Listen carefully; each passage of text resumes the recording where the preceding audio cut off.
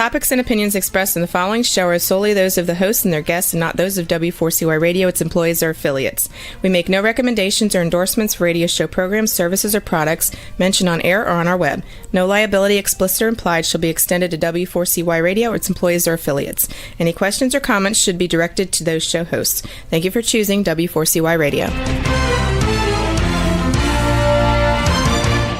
Welcome to the Ask the Expert show on W4CY Radio and Talk4 TV, where we bring you educational information from top local experts in the fields of legal, health, financial, and home improvement. Now sit back and listen to experts in family law, association law, hearing loss, business brokers, home care, along with many other topics. Now here are your hosts, Steve-O and Sophia.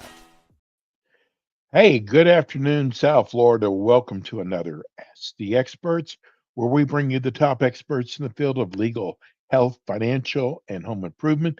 This is the first Thursday of the month, so we always have our K. Bender Rimbaum Community Association Law Firm.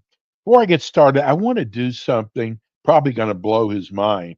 Our producer, I just want to, sometimes you forget, because he's in the background, he's in a whole nother office. And I want to thank Juan for he produces our show every week on Thursdays and Fridays. And I just want to thank him. He does such an incredible job. He has saved me so many times. And I got to tell all of our listeners, I cannot believe the amount of emails that this show receives. The K. Bender Rimbaum show, whether it's their South Florida show, it is their Orlando show, or their Tampa show. I am just amazed. I've been doing this for 15 years. I have never received so many emails. It's almost like a pro athlete, the amount of emails they get. And I try to take the best ones. I mean, they're all good, but I try to take the ones that are most important and we get them on the air. But let me welcome you to our best show of all the shows we do. This show, our first Thursday show of the month, attorney, board certified, Robert K. Good afternoon.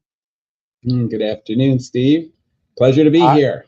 Oh my God, I got to tell you, I mean, it's like, I don't know if it means as much to you, but when you've been doing this as long as I have, and you see how much people, because we get a lot of letters, people just saying how much they appreciate the show, and we've got board members who sit and listen to the show. I'm just blown away the popularity of this show. In fact, we had to discontinue taking phone calls because I couldn't handle it all. It was just so much, but we are so lucky to have K. Bender Rimbaum. And something I don't know, Robert, if I've ever told you this, there are so many law firms in South Florida who say, they quote, they do community association. A lot of times they also do bankruptcy and other areas of law, but they listen to your show. They want to do a show like this themselves. They can't because we don't allow it, but they always are so complimentary of you, Robert. No, I appreciate that.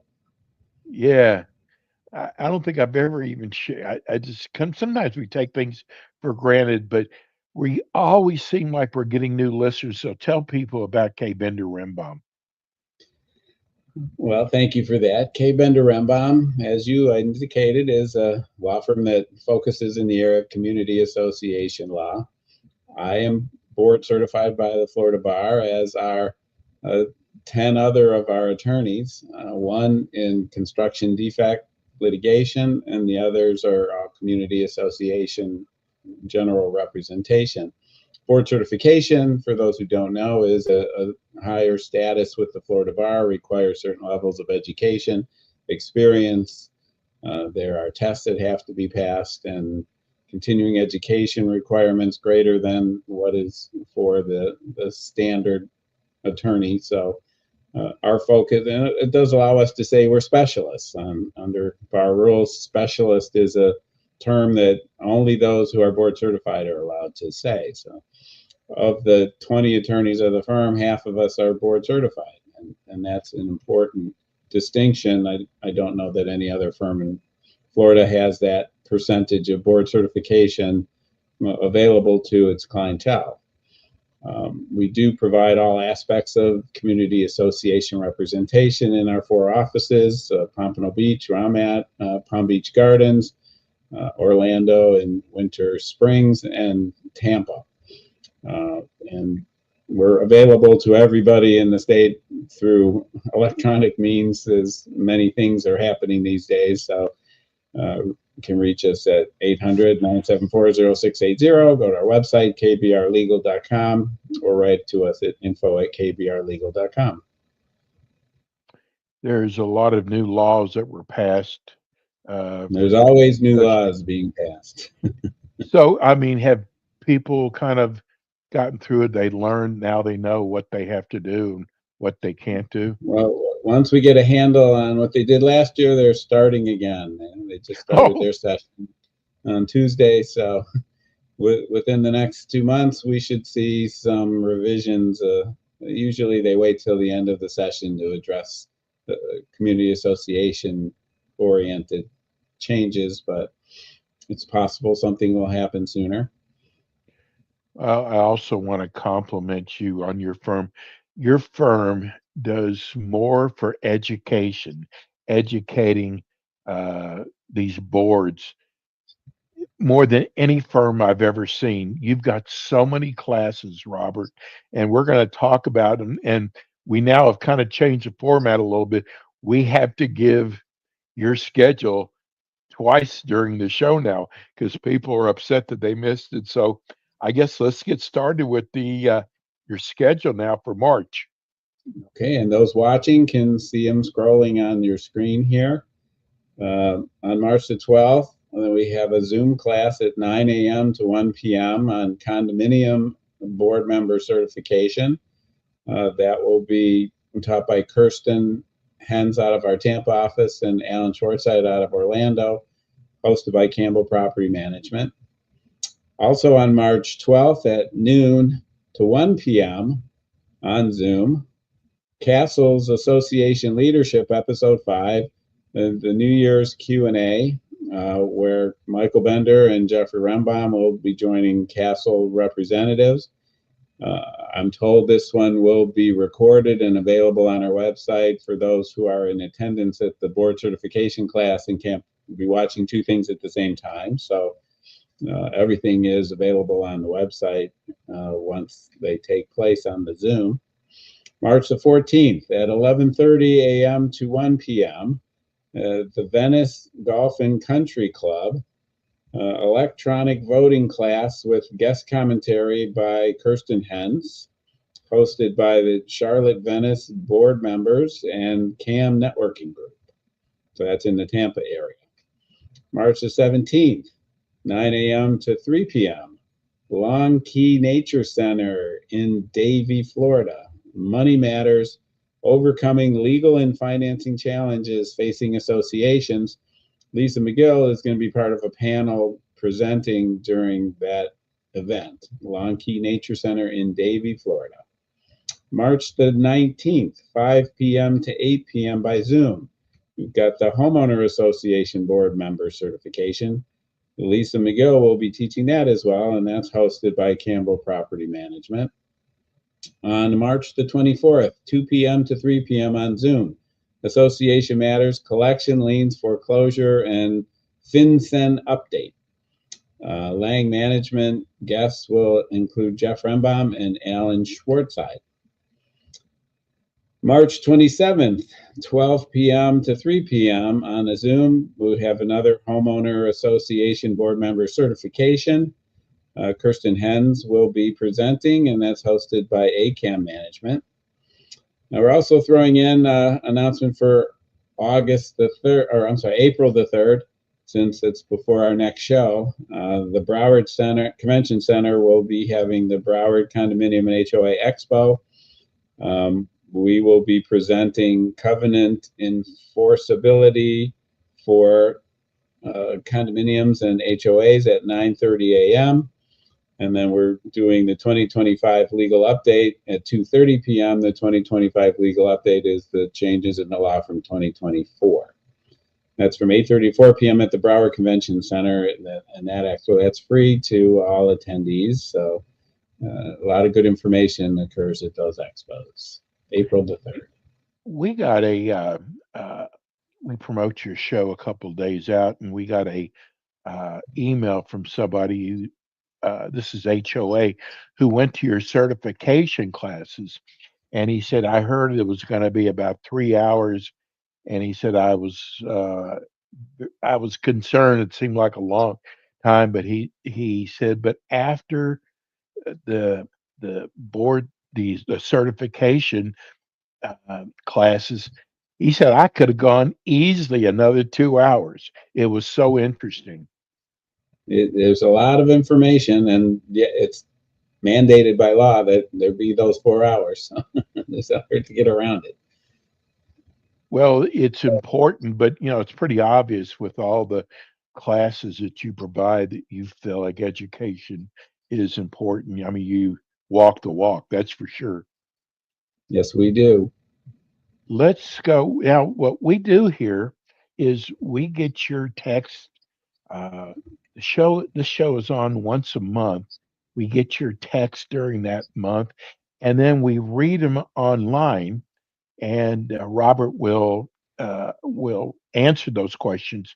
We're going to go to Justin first in Delray Beach. This is a question we get so many people asking. What is Kaufman language?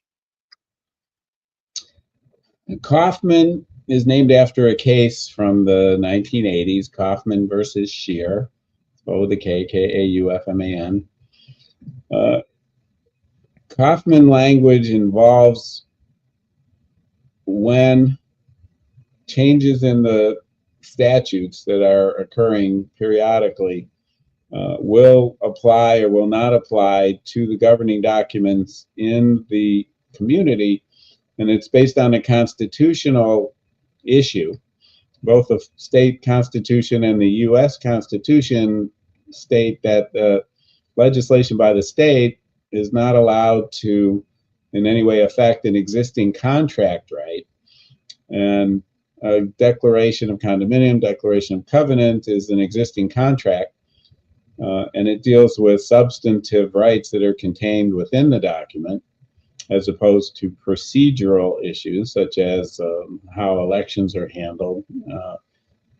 Rental restrictions in statutes are substantive in nature, and if there's a requirement that started from this case 40 years ago or so, so the documents have to incorporate the provisions of the statute as they are amended from time to time. That's the key language, as amended from time to time, in order for changes to occur to automatically apply to that particular community.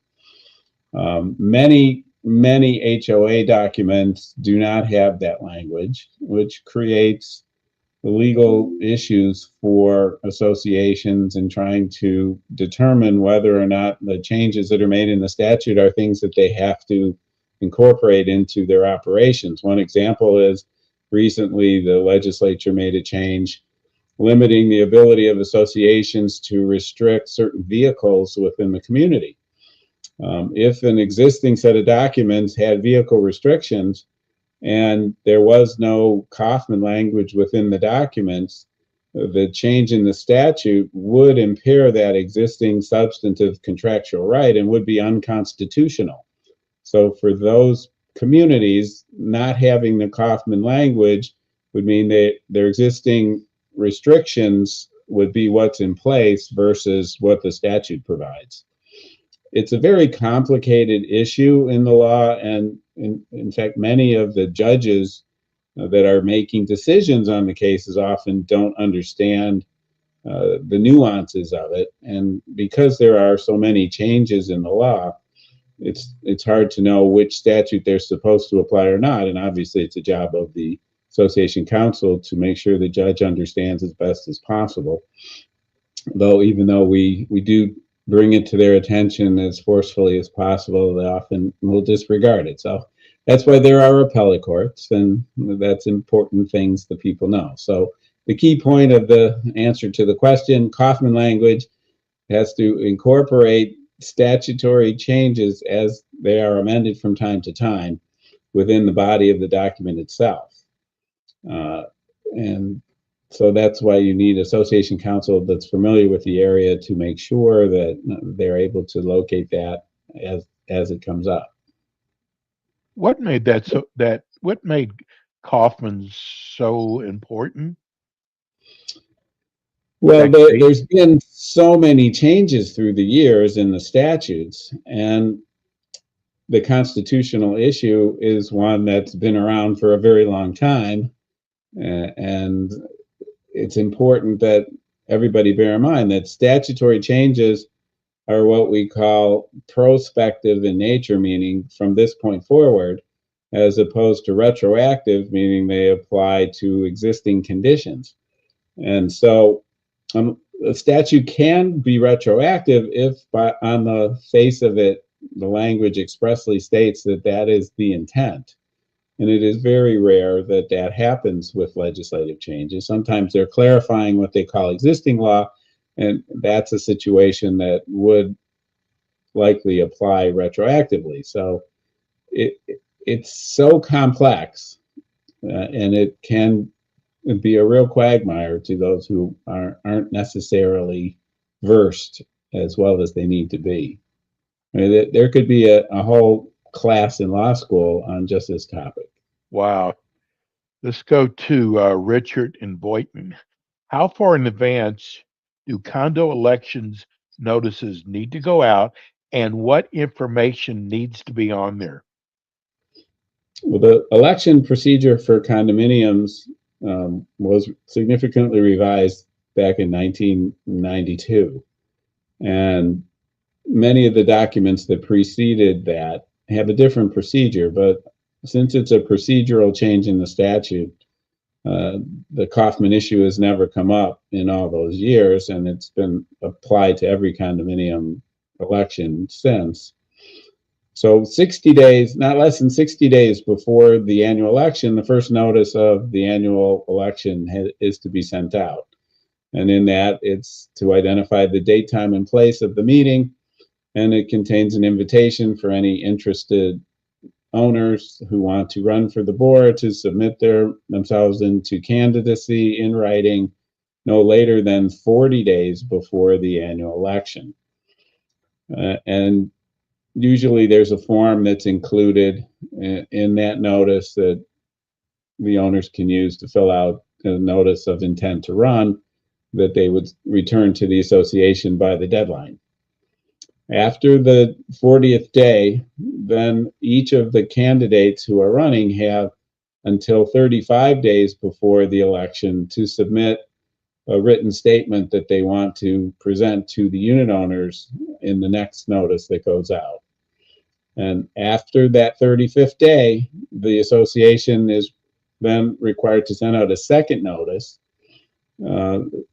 which can be as short as 14 days before the annual election, but closer to 34 days is better, particularly when you have people that are in other states or other countries, because it's a mail-out election. In the second notice, there's included a ballot form with the names of the candidates in alphabetical order. It contains an inner envelope that the ballot is to go in when the owner has filled it out as to who they want to vote for. And that inner envelope goes into an outer envelope, which is also included, that is self-addressed back to the association and has a place for the owner to fill out their identifying information, their unit number and their name, and sign it. And then that gets sent back to the association. If any other information that the association chooses to include as well as the information sheets that the candidates include or have submitted to the board by that date. And those are the notices that are for condominium elections. HOAs are different. They can follow that procedure if their bylaws do provide for it. We do see many HOAs that do it without that in their documents, and there's a risk to them that they're not following the right procedure, and that could raise a challenge to their election if an owner is sophisticated enough to raise that change and so inclined. It's a recommended procedure to amend your bylaws to provide for that if that's the desire. The method has worked very well through the years because prior to it being adopted, participation in elections was spotty. It was hard to get a quorum together, and oftentimes they just couldn't hold elections. Once this procedure was put in place with a 20% minimum requirement for submission of ballots, we're finding elections are much more accessible to the owners than it used to be, and participation is much greater. We're going to go to our first break. You have a number that's good for all your offices, is that right? Yes, 800-974-0680. And your website? kbrlegal.com. And you can write to us at info@kbrlegal.com if you want to contact us. We're going to go to a break. When we come back, we've got so many more of your questions. We're here with attorney Robert K. Bender Rimbaum. We'll be right back.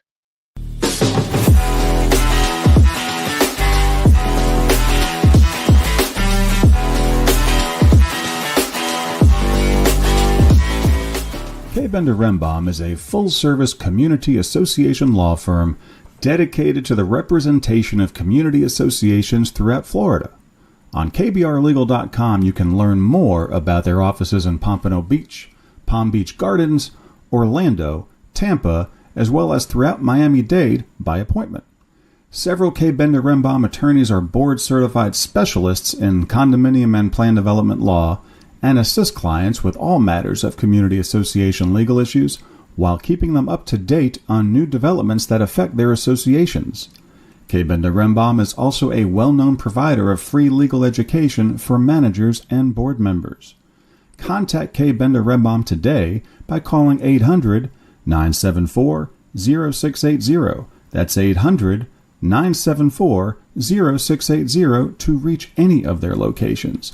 You can also visit them online at kbrlegal.com or write to them at info@kbrlegal.com. And we are back with the Ask the Expert show on W4CY Radio and Talk4 TV with your hosts, Steve-O, Sophia, and their expert guests. And we are back. This is the Ask the Expert show. We're with you every Thursday from 5 o'clock. And it's the first Thursday of the month, so that means this is K. Bender Rimbaum. We're here with attorney Robert K. We have got so many questions to get to. Robert, we're going to go to Ray in West Palm Beach. He is an HOA. Apparently, and I didn't know this, a lot of these communities have multiple clubs. And he wants to know, do these clubs have to be authorized from the board? Well, with recreational clubs or other types of clubs within the community, and this applies to condominiums the same as HOAs, is they need to be in the documents if they're going to fall under the umbrella of the association. The documents being the declaration, the articles, or the bylaws, somewhere in there, either expressly identifying the club or authorizing the board to create and fund a club. The primary issue of funding concern is that associations are only allowed to spend common expense money in the manner in which the documents specifically state. And if there isn't any indication of that, then the clubs would need to be voluntary and self-funded. That could happen, and whether or not they're using the common areas of the community is the other issue for whether or not the board needs to be involved. So the documents need to be reviewed to really give a complete answer on the issue and a little more specificity of the type of club and the use that they're contemplating, and whether it's going to be open to all owners or just some owners, and issues of that nature. Okay. John in Boca, our term limits are in May. I am a condo board member. How long can a person sit on the board? Well, as of 2018, the legislation was adopted to state that a board member can't be on the board for longer than 8 consecutive years unless there isn't anyone else that can serve. So that's one of those instances where the clock started in 2018, July of 2018, on the 8-year term limit. Whatever happened prior to that, however many years a board member served, it didn't matter. The 8-year time frame started July 1, 2018. So anyone who was on the board and has continuously served since then would be able to serve through July 1, 2026. Anyone who came on after that would continuously serve for the 8 years, and again, unless there's no one else that is running or willing to serve. That's just condominiums. Cindy in Delray Beach wants to know, she said, we did our reserve study. I thought we were fully funded. What does fully funded reserves mean? Okay, well, fully funded reserves is a phrase that has been misunderstood by a lot of owners and board members through the years. When you're determining the needs of the community for reserves, a study is done to identify what specific assets of the community fall within the reserve requirement, what is the anticipated replacement cost of each of those assets, and what is the useful life of them. And then that's all put into a table and calculated out for how much reserves is going to be needed for each of those items, and then based on the useful life, how much is required to be collected each year. So fully funded means for that year, you've collected the full amount needed for each of the individual assets for that year only. You don't have to fully fund. Let's say you have a roof that is going to cost $100,000 and has a 10-year useful life. So that means you need $10,000 each year for 10 years. So to fully fund that reserve account in this year, you'd have to fund $10,000. And then that would hold true for the painting reserve, the paving reserves, as well as all the new service reserves, etc. Mike in Miami wants to know, what is the update on Corporate Transparency Act? Can you explain what that is, the Corporate the Corporate Transparency Act is legislation that was adopted some years ago by the federal government that required the vast majority of corporations to submit certain information to the Department of Financial something. FinCEN is the short name of that agency. And there's been lawsuits filed again because it involves all associations. And the purpose was to identify certain foreign ownership and to protect against potential foreign investment and rooting out potential terrorist organizations.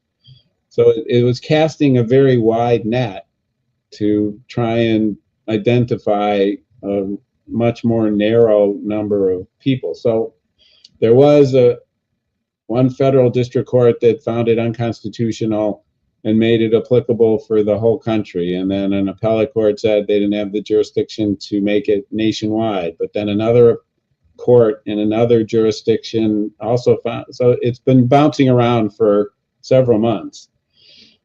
I believe the current administration in Washington wants to repeal it, and that the latest word is that the only entities that have to report are those with foreign ownership.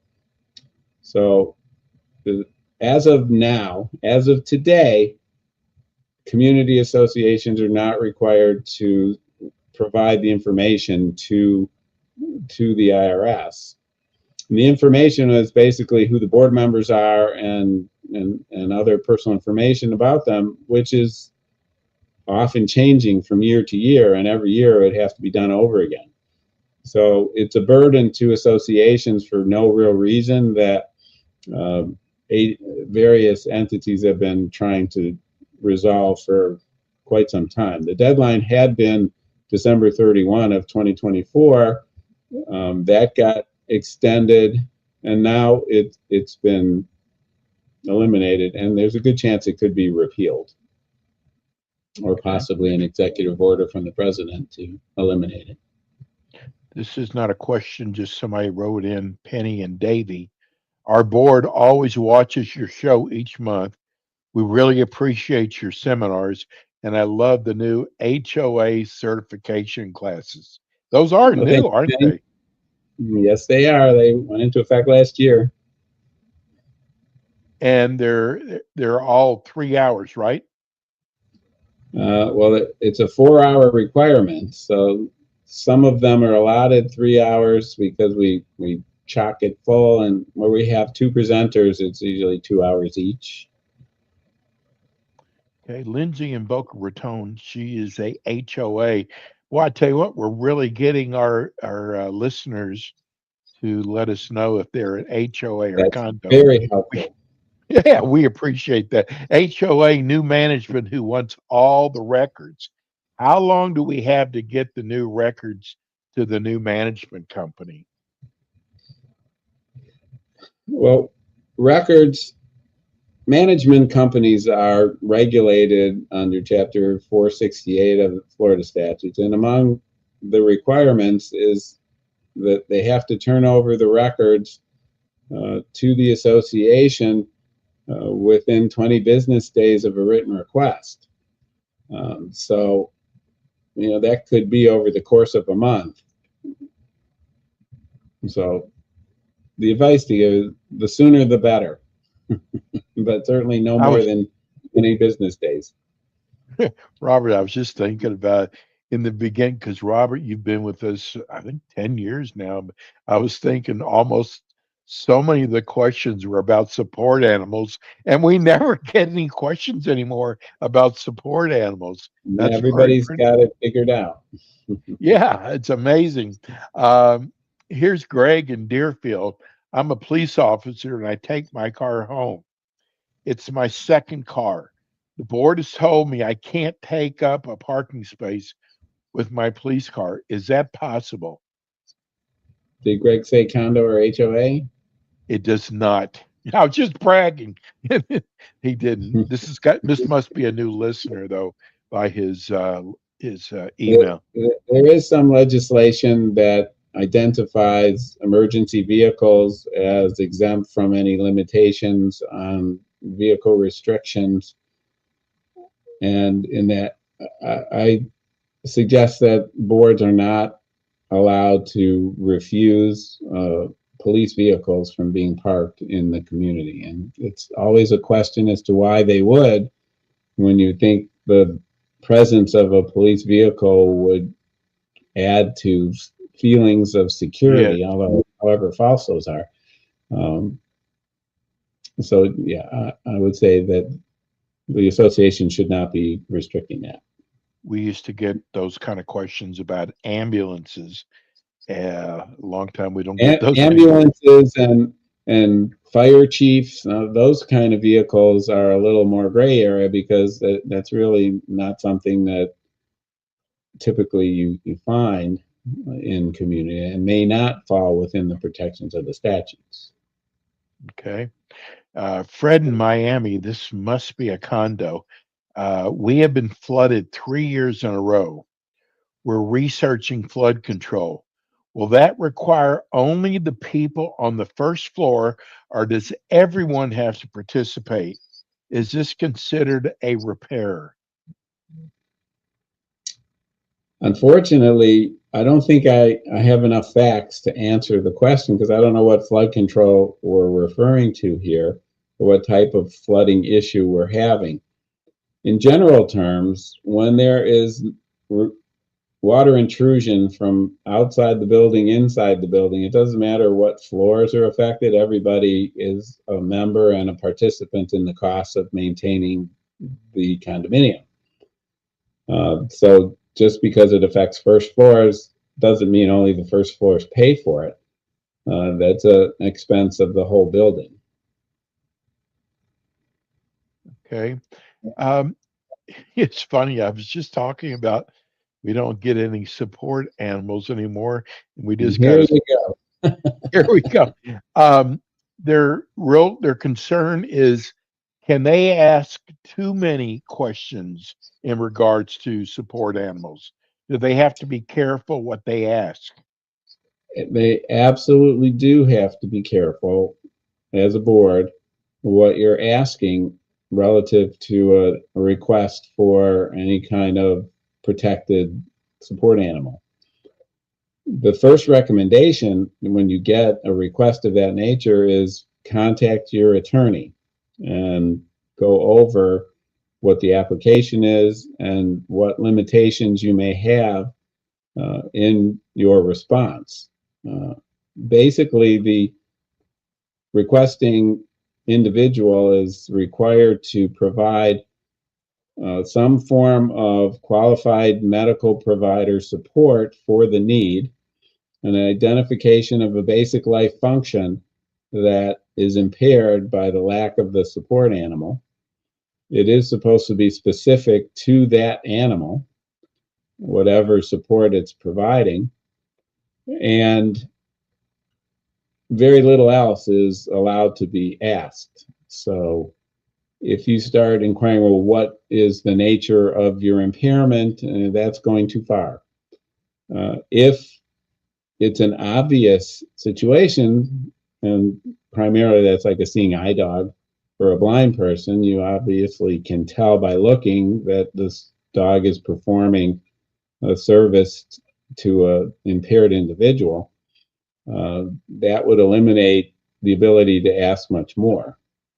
But for the emotional support animals, which is the main type of request that associations tend to see, it's not a readily apparent thing, and you just need the qualified medical answers. And what we provide for our clients is a package of forms and information that they can use and incorporate into their procedures so that they always have that available, and that's basically a flat fee item for us. So we promised everybody we would do the schedule twice during the show. Let's go and repeat the schedule for the month of March and part of April. A little quicker this time. I'm sorry for those latecomers. March the 12th, 9 a.m. to 1 p.m. That one's a 4-hour one. Is a Condominium Association board member certification. It's a Zoom. We have Kirsten Hens and Alan Schwartzide presenting, hosted by Campbell Property Management. Also on March 12th from noon to 1, Castle Management's Association Leadership, Episode 5, New Year's Q&A with Michael Bender and Jeff Rembaum as the guests. We will record this one since it overlaps with the board certification in case somebody wants to see it who's attending that. March the 14th at the Venice Golf and Country Club in the Tampa area, electronic voting class with guest commentary by Kirsten Hens, hosted by Charlotte Venice board member and CAM networking group. March the 17th, 9 a.m. to 3 p.m., Long Key Nature Center in Davie. Money Matters, Overcoming Legal and Financial Challenges Facing Associations. Be a panel discussion. Lisa McGill from the Pompano office will be taking part in that panel. March the 19th, 5 p.m. to 8 p.m. on Zoom, Homeowner Association Board Member Certification. Lisa McGill will be presenting, hosted by Campbell Property Management. March the 24th, 2 p.m. to 3 p.m. on Zoom, Association Matters, Collection, Liens, Foreclosure, and FinCEN Update, which I just talked about a minute ago. Lang Management's guests are Jeffrey Rembaum and Alan Schwartzide. That's also on Zoom, March the 24th, 2 to 3 p.m. March 27th, 12 p.m. to 3 p.m. on Zoom, Homeowner Association Board Member Certification. Kirsten Hentz will be presenting, hosted by ACAM Management. April 3rd, the Broward Convention Center, the Broward Condominium HOA Expo from 8:30 to 4 p.m. We'll be presenting 2 classes, Covenant Enforceabilities for Condos and HOAs at 9:30 in the morning, and the 2025 Legal Update at 2:30 in the afternoon. Those are live and in person. So to see any or register for any of these, go to our website, kbrlegal.com, click on the calendar and choose the item you want to reserve your space and get your Zoom credentials for those that are online. Okay. Robert and Boynton, thank you so much for sharing so much of your legal information with us each month. We never miss one of your shows. I was wondering, can you have too many claims where you could actually lose your association insurance? That's going to go by a carrier policy, but yes, it's not unusual that having too many claims will result in a cancellation of your insurance at your next renewal period. Sometimes having a single claim will result in the cancellation, but wow, if you need to make a claim, you need to make a claim, and whether or not you're able to get insurance is not necessarily supposed to guide your decision unless the amount is relatively close to your deductible. Carrie and Boynton, we get a lot of email from Boynton. She wants to know, we're having a lot of fighting going on. What is the authority of the Architecture Review Commission? Did you say HOA for this? Yes. Okay. Architectural Control Committee, Commission, or whatever it's called in your documents, is their authority is usually specifically laid out in the Declaration of Covenants. What they typically are empowered to do is review changes that are being made to the exterior portions of a lot or the structures on the lot within standards and specifications that are adopted by the association from time to time.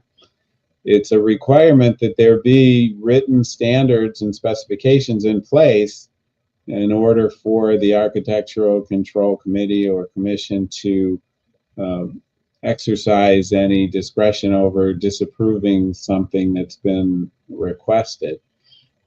Community standards come into play, appearances, how it fits into the community, things of that nature.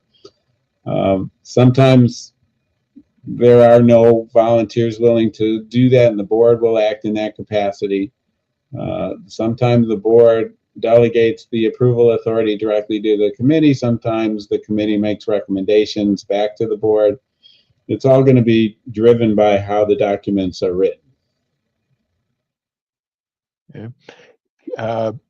This is a question that I don't understand, Robert. This is from Kip in Coral Springs. He said, if no one runs for the board, you have to have an election. And this is the part I just don't understand. We are 121 units, but we're lucky if we only get 20 people to show up. I don't understand how people cannot want to be involved in their community. But he wants to know, if no one runs for board, what do they do? Well, as condominium elections are set up, on the 40th day before the election, you'll know if anybody's put their name in to run, because only those who put their name in by that date are able to be a participant or a candidate for the next term of the board. If nobody put their name in, that includes the current board members, because they're the ones running the show, then obviously no election will take place because there are no candidates running. The question then becomes, will the current board remain in place until there is an election, or are they done?